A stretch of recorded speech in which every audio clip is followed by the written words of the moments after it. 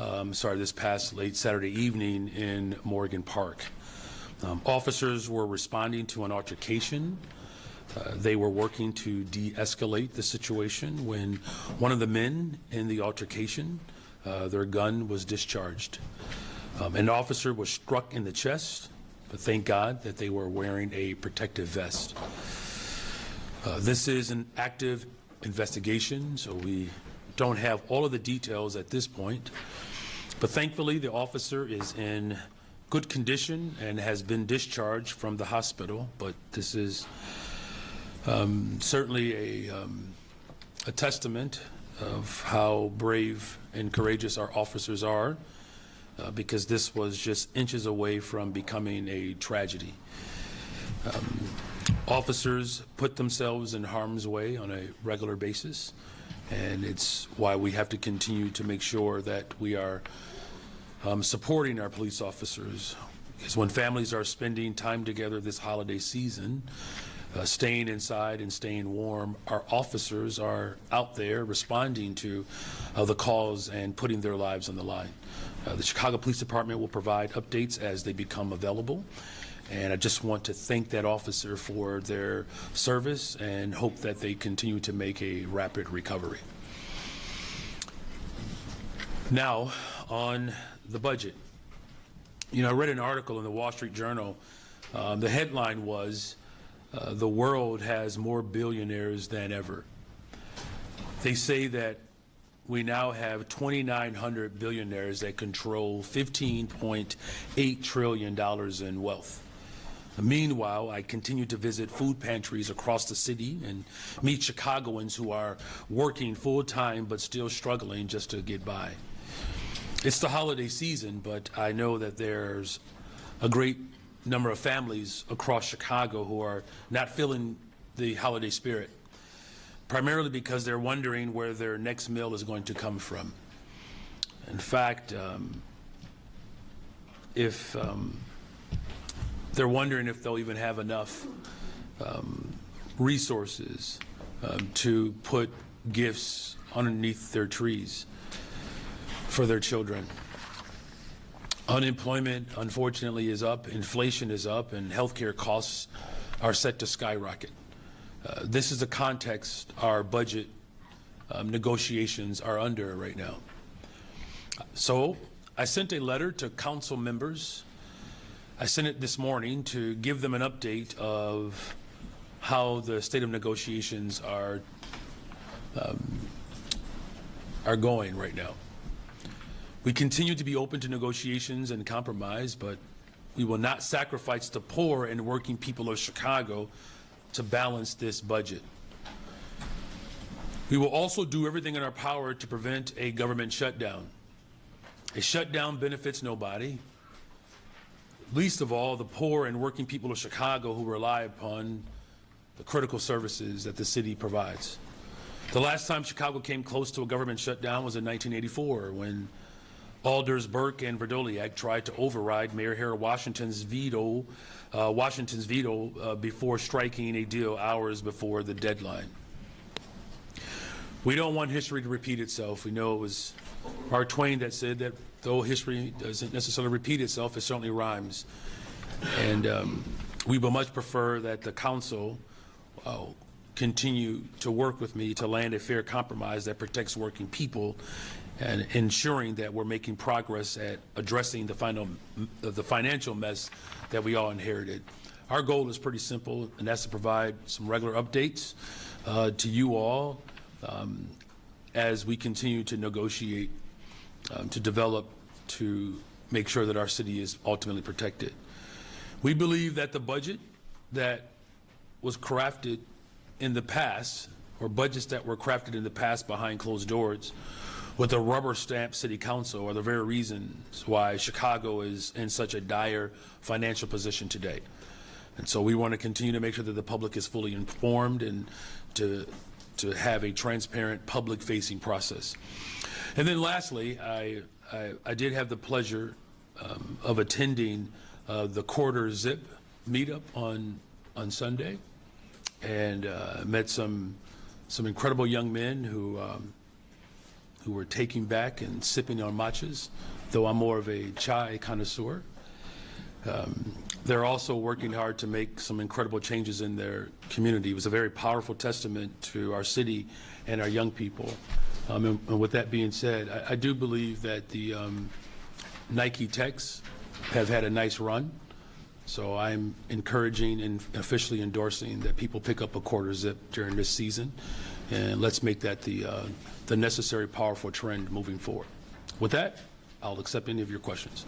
All right, we're going to start on this side. Mayor, good morning. Hey, good morning. Nice to see you. Both you and the 26 alders represented in that opposing group are invoking the possible government shutdown. In your estimation, as we sit here right now, you're clearly signaling you don't want that. That is clear. Mm-hmm. How likely are we to get there?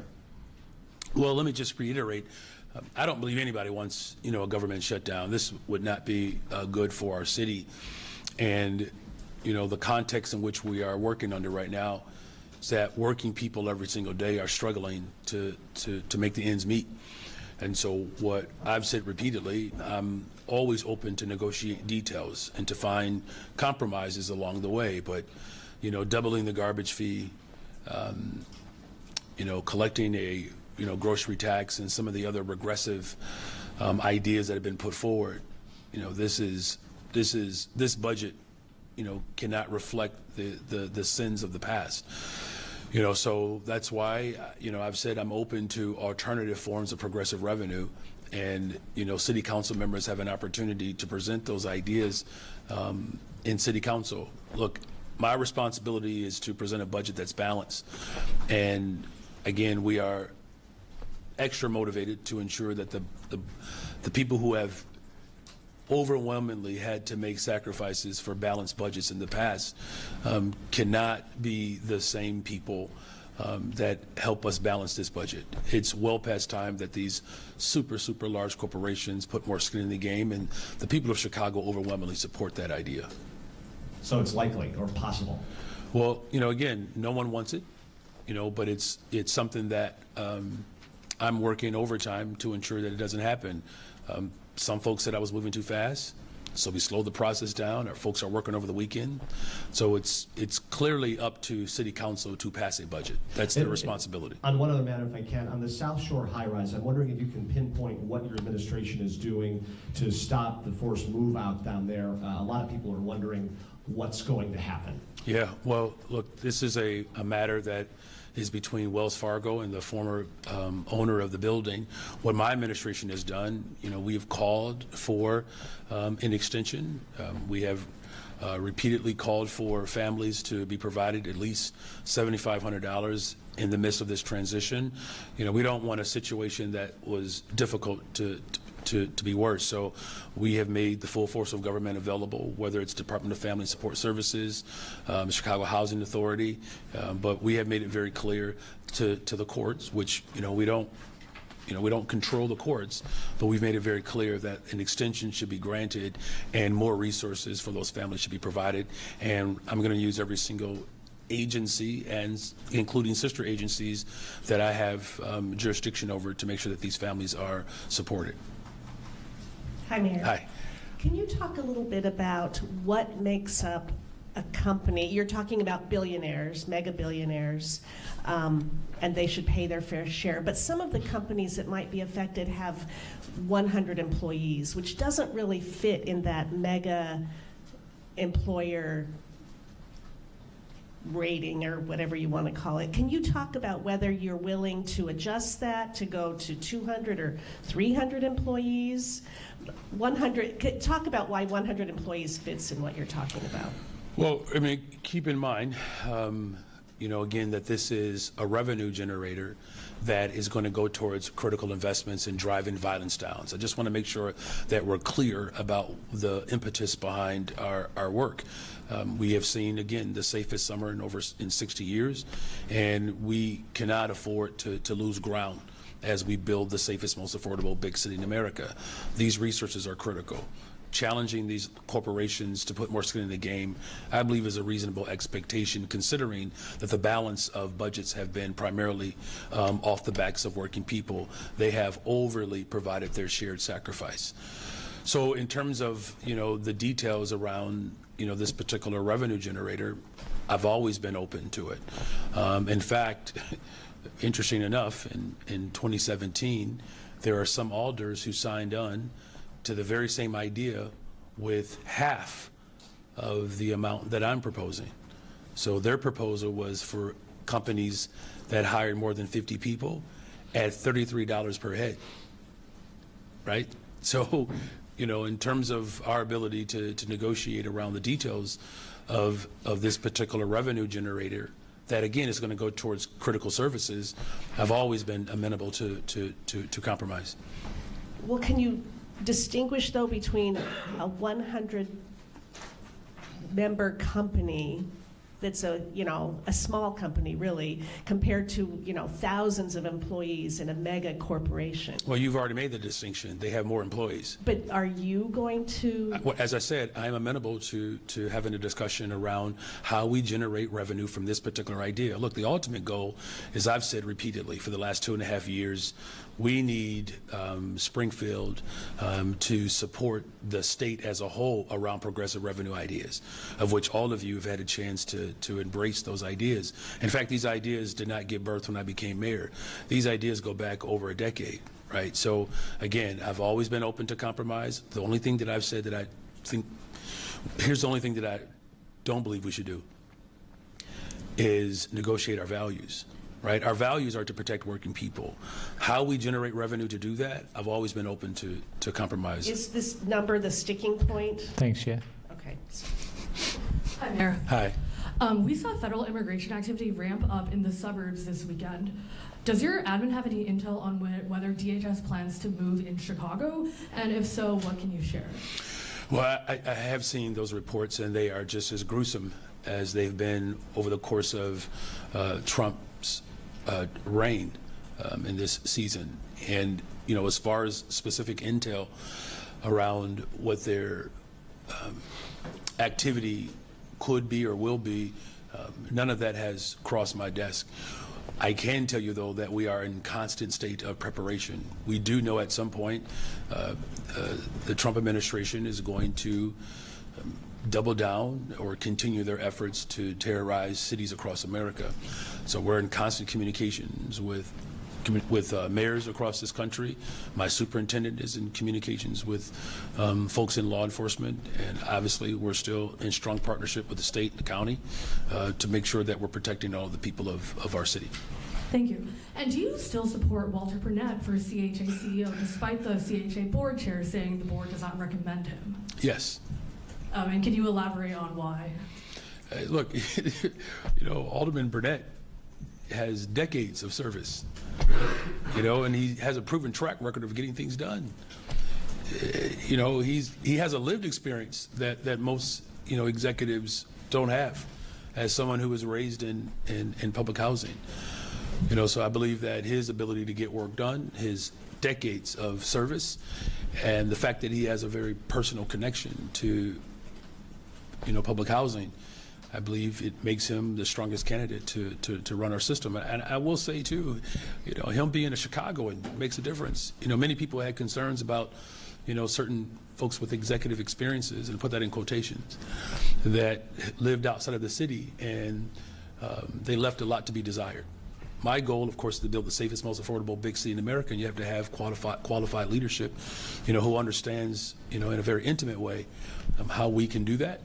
To lead these agencies, and I believe that the former alderman and vice mayor is a great example and testament to how someone can move through the ranks and experiences of living in public housing could ultimately lead one of the largest public housing entities in the entire country. I think it would be a remarkable story. How you doing, Mayor Johnson? I'm doing pretty good, actually. Thank you. The most recent version of your budget includes, as part of the community safety surcharge, an $18 million assistance program for small and medium-sized businesses. Can you offer any details about how that money would be distributed under your proposal? Who would determine who gets it, and what it would do to, and how it would allay concerns from some small and medium-sized businesses, family restaurant owners, and that kind of thing, that they're going to get stuck with like a $25,000 a month whack for having 100 workers. Yeah, well, first of all, this is not a punishment for having workers, right? Let's keep in mind, you all, this revenue stream was enacted in 1973, all the way up to 2014. Think about Chicago from 1973 to 2014. Can you look outside these windows and see evidence of job killing and people being whacked? In fact, if you look at our economy, it grew substantially under this particular revenue stream. Here's what I can also tell you. When it went away, there's no empirical evidence that somehow it made us more competitive. In fact, when it went away, guess what came in its place? 3 consecutive years of property tax increases, fines, and fees. Over $500 million. There's more evidence that with this revenue stream going away, that working people had to do more. You know, so I appreciate the question, but I'm just saying, if anybody's gotten whacked, it's been working people in this city, right? We have seen a decline in population as a result of these failures. And so what we have done, again, negotiating the details around my values, is to set up a system. And if you look at the 2017 ordinance, it had something similar, where it looked at companies that work within the framework of CETA and provided some support for those corporations who are committed to hiring from neighborhoods where economic starvation has been the prevailing form of governance. And so in terms of like how this particular program would operate, that happens in the rules making process, and that I've always been amenable to how companies could still benefit, particularly, you know, when we talk about companies that have, because here's the thing, like I'm a reasonable human being, I really am. I had a very, very difficult conversation with my son yesterday, and he found out how reasonable I can be, even as a dad.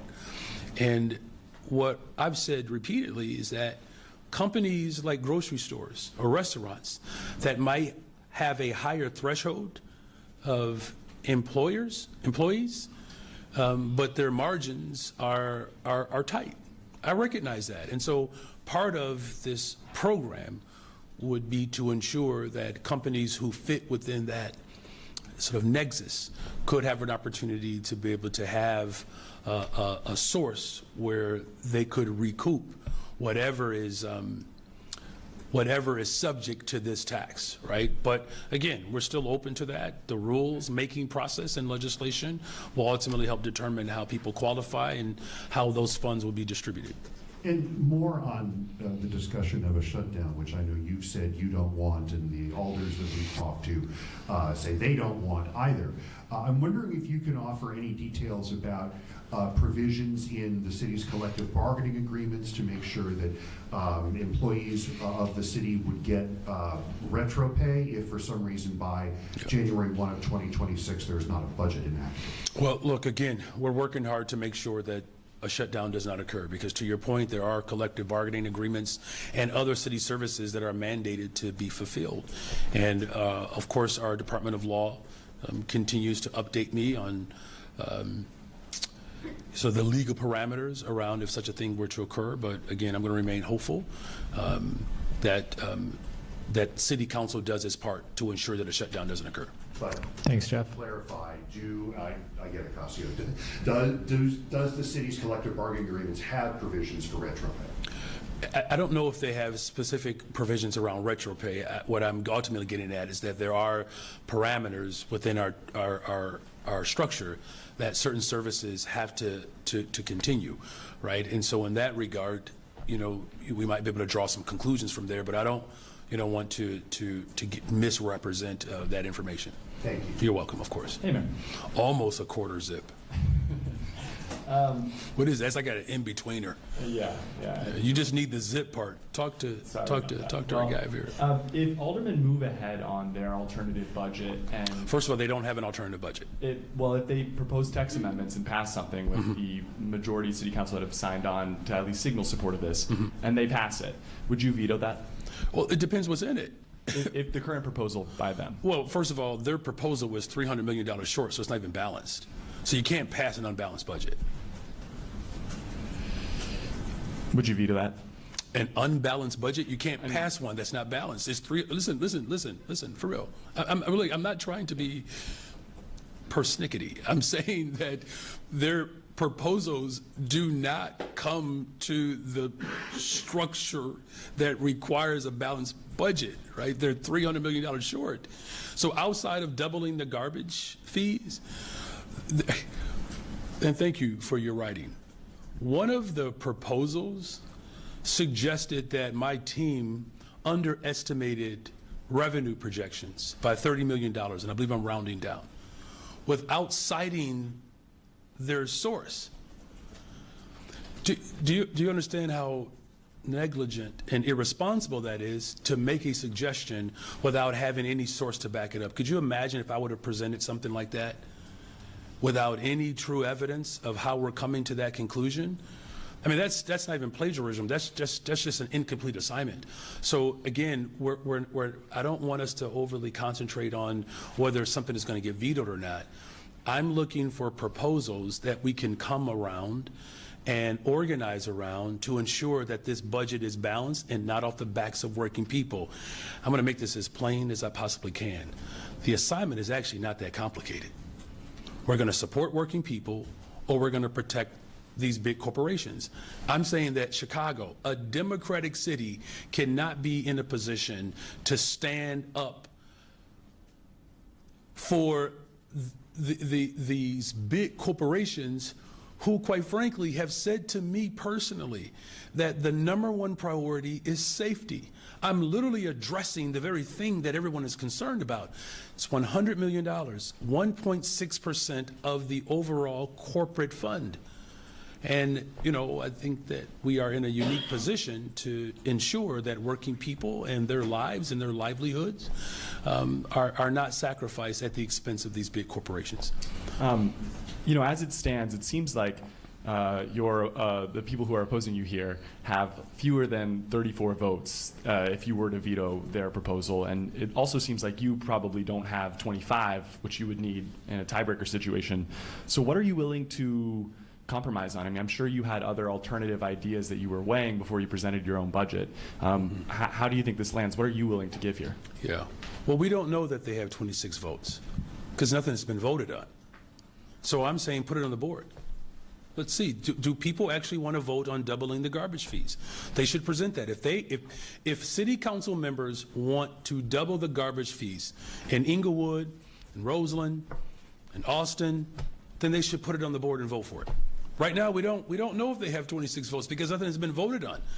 So, you know, as I said repeatedly, there's room to negotiate. There's always room to negotiate. That's why I'm going to continue to provide these regular updates. Listen, you all, if you just, for a moment here, like really concentrate on what we're talking about. We're talking about one form of revenue. I mean, if this was a football game, we're on the 5-yard line. I mean, if my CFO was here, she would say the 1-yard line, right? We're talking about 1.67%. The rest of this budget, no one's even discussing. People obviously believe that we should invest in community safety. So if we're just simply talking about the corporate, the community safety surcharge, then let's have a real substantive conversation around what that particular revenue stream could look like. And if there is a better one, I'm open to it. But no one has presented me a better idea yet. All right. Just for the record, I'm a big quarter zip guy, just not for work. Okay. All right, good. So some of the alders that I spoke to who were involved in the meeting on Saturday are wondering, why weren't you there to actually negotiate on this budget? My team is there. That's their job. That's their responsibility. They were there for 9 hours. I'm updated all day, every day on everything. And, you know, I don't, that's not a unique situation. I'm not the first mayor to send their budget director and their CFO into a room to have a conversation. Here's the thing. We've had these conversations for months, you all. This process started with community meetings in January. You know, we put together an incredible team through the Ernst & Young executive order that I put forward, that some of those alders in that room said that I should not have done that. We have put forth every possible scenario to give full consideration. What did we get in return? Here was another proposal that some alders believe that we can collect $150 million more in debt services without giving any evidence of how to do that. Selling it off to some private company that's going to harass, poor people around a debt that they've accumulated. I'm taking their approach seriously, but we also have to make sure that we're providing feedback that challenges these alders, who, by the way, still have not come up with a balanced presentation of how do we do this without sacrificing working and poor people. So let's presume that they know that any budget they have to come up with has to be balanced. Things are in the works. I presume that if they're going to present a budget, that it will eventually be balanced, looking different than yours. If that is indeed the way they proceed and they present a balanced budget, would you veto it? As I said before, it just depends on what it consists of. Well, I mean, you know where they're coming from. You've seen their proposals. They've basically said they don't believe in the head tax. They don't believe people want that. So, I mean, is there basically a veto waiting to happen if they present a balanced budget of their own that doesn't include the head tax? Again, it really depends. If there's another form of progressive revenue that gets at a balanced budget that ensures that our investments in community safety are protected and secured, that's a budget worth for reflecting on, right? I've said this from the very beginning. Find progressive revenue streams that allows for our budget to be balanced, so that we don't continue to sacrifice poor and working people. Doubling garbage fees, coming up with scenarios that have not had any real vetting or a citation that could substantiate or corroborate their particular assertion or claim that's incomplete. And my team was available for nearly 9 hours on the weekend. We were having conversations yesterday. This is what I do all day, every day, nonstop. This is one of the most consequential budgets that I believe that our city has been met with. And I believe there's a pathway forward by challenging these large corporations to pay their fair share. Hi, Mayor. Hi. I reported on Friday that a Chicago police officer who shot a teen in 2017, COPA ruled that shooting unjustified. Those charges were never brought to a full police board hearing, and that officer has been promoted to be a sergeant, even though the city has settled 4 lawsuits that cost the city nearly $600,000. How can the people of Chicago have faith in the city's police accountability system when something like that happens? Yeah, this is yet another example of where, government has not been completely modernized. My budget actually addresses, this matter, right, with a early warning system that allows for a district commander to be able to better assess how a police officer is showing up for the people of Chicago. I do believe, and I had this conversation with Superintendent Snelling, we have to revisit our promotion policy because in an instance like this, to your point, as we work to build stronger relationships within the community and in that constitution of policing, much like other forms of tragedy, we can't normalize them.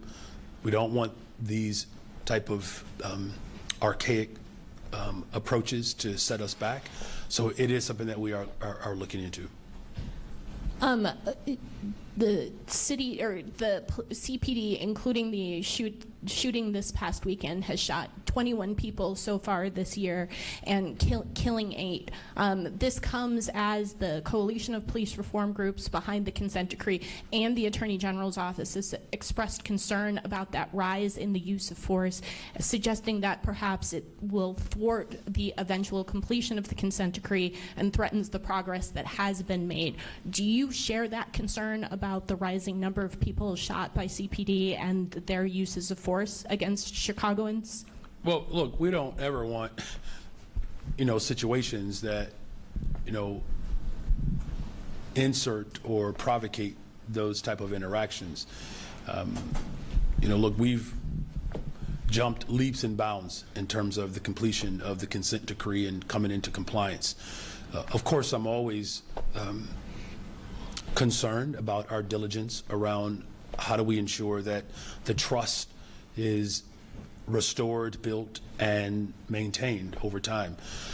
So each case is different, right? And so, I don't know if it's appropriate or useful to regard all of them under one context of just police-involved shootings, because each circumstance has its own a unique set of circumstances. So it's one that, of course, that I've kept my eye on closely. And look, we're already seeing signs of progress with the consent decree, where we're coming into compliance on a variety of the paragraphs that we've had to address. And one in particular is, how we're solving crime. And one of the ways in which, we solve crime and close out these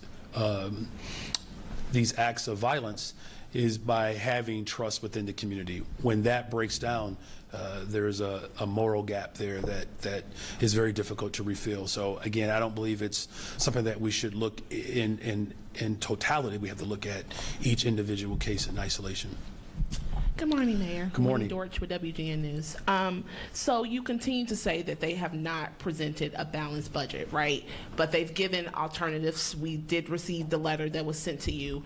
And you say that you're willing to work with them and continue to talk through negotiations. But even with what they presented, it seems like you're not willing to tweak it or compromise what they have given you. It's automatically like, well, no, this is not going to work, instead of just maybe coming up with an idea to help what they have presented work. As you know, this is all to prevent a government shutdown. So if we're all working together as one, why not help them figure out what they have presented? Why is it just automatically off the table? It's $300 million short. Well, your characterization does not fit what the reality has been, right? And what I've said repeatedly is not that something doesn't work. There's a responsibility to ensure that what is being presented is something that the people of Chicago want, right? And so having my team work on a Saturday, that's work. That's working with them. And again, this process goes back almost a year. So look, I know that people are trying to find like this bite-sized moment, but budgets do not get developed in bite sizes. They get developed with community engagement. They get developed with working groups that we've established, right? And it's not an automatic no. What I'm simply saying is, how would the city of Chicago's residents expect me to respond to a claim that we've under-projected our revenue by $30 million without any evidence to support that? It would be derelict of duty for me not to say, listen, I appreciate the effort, but you're going to have to substantiate your claim. That's not a no. That's just saying, like any teacher would be, here's your claim. What's your evidence to suggest that this particular number is going to materialize? Because you know what would be incredibly irresponsible is if we base projections on something that doesn't have sound, substantial evidence, and then when that particular revenue stream underperforms, guess who's going to be held responsible for that, right? Here's another example of how we have worked with city council members. There are a number, check this out, there are a number of city council members who signed their name to the same community safety surcharge back in 2017 for a higher amount and less employees. So here's what I suggested. How about instead of 50 employees, we go to 100? How about instead of $33, we go to 21? Does that count as compromise? Yeah. I would suggest that it does, right? And so our team is more than capable of providing feedback. But, nothing is an automatic no. I would sound like my dad. Who wants to sound like an 84-year-old man? So in other words, you're saying that everything that was presented from the council members, it wasn't vetted. It was just take a look, like base evidence. You saw? Did you see the report? I mean, I'm looking at it, but I'm just saying, like, out of your mouth, I'm asking you that. I've already made it clear what my position has been. Listen, I appreciate the participation. I really do, because all of us have to be engaged, and, we have provided repeated feedback. There was one particular idea that it wasn't an awful idea. We just didn't have the legal authority to do it. It was one that I actually contemplated. I think this conversation is quite robust, but let's just be honest here. We're talking about 3% of the largest corporations right now. That's what we're really talking about, right? That really is, right? Because if this wasn't in there, what argument would they have? We have instituted half of the recommendations that came out of the Ernst & Young report. No other administration assembled a group the way that I've assembled to find ways in which we can modernize government, whether it's police overtime, whether it's police settlement. Hey, look, I have worked overtime, and I don't mind doing it because it's the job that's required of me, and nothing is automatic. I've always said from the very beginning, our values are our values. People know who I am and what I ran on. This is not a surprise to anyone in this room that we're challenging corporations to put more skin in the game. In fact, it's the message that's winning across America. We're talking about values that have been on the table for over a decade. If you look at all of the proposals that we're talking about in terms of progressive revenue, go back and look at 2019. Go back and look at 2015. As the Bible says, there's nothing new under the sun. Even the idea with the corporate head tax was Richard J. Daley's. I can't even take full credit for that, right? So, this is not about finding compromise. This is really about, are we going to show up and protect our values? And I believe the people of Chicago deserve someone that's going to protect their values, and that's why they elected me. Hey, Mayor. I know you're not a quarter zip. You are committed to the sweater, though. That's the professorial look. It snags. I don't like zippers. And it draws up, too. Yeah, it's not good. But we're not only talking about the corporate head tax, right? Because aldermen have been upset about the 166 borrowing for the operating costs, the not making the full advance pension payment. Since your budget was rejected in the Finance Committee, have you gone back to the drawing board and figured out ways to either eliminate the borrowing or increase the advance pension payment significantly? Well, look, of course we want to make the full advance payment. The context in which, that proposal was put forward, we're not in that context anymore, right? I mean, there's not this, overwhelming pocket of dollars of reserve, right? And so, as time has adjusted, so shall government. In terms of how we make sure that, we're balancing this budget in a way that doesn't saddle us in a way in which previous administrations have done, I believe this budget is responsible, right? Even the firefighters contract, previous administrations financed back pay for 30 years. I mean, we're going to have it paid for by the time we're in the midst of settling the next contract. I think that's responsible. Look, there's no qualm in terms of we have to find a strong progressive revenue stream from Springfield that places the city finances on a stronger trajectory. That's a continuous assignment, but this is what I believe we should do in the meantime until those measures have been secured. Just to follow up on that, and then I have another. When you talk about potential revenue option from Springfield, I know some aldermen have talked about, sales tax on services or other things that you've also supported. Mm-hmm. Would you be willing or want to dedicate any potential revenue to pensions? Well, we used to, and we were in a much stronger economic position. So I wouldn't, close off that conversation. In fact, when this occurred in 1995 and that dedicated revenue stream was removed from securing, people's retirement, for reasons that, people could argue, made sense at the time. But now we're in this sort of financial hole here that now 80% of property taxes are now going towards pensions. So, look, this budget is 60% structural. So we are already better positioned for long-term solvency. It's just a transition in this moment, in the meantime. So, clearly I have an openness to dedicated revenue streams. That's what the community safety surcharge. This is CBS News Chicago. Right now at 11, a busy week of winter weather on tap for us before bitter cold air returns. We're tracking it all in your First Alert forecast. Good morning and thanks for being with us. I'm Marie Saavedra. We start with that wintry mix for this week. Meteorologist Kylie Miller shows us how it's shaping up. Kylie, that cold at the end of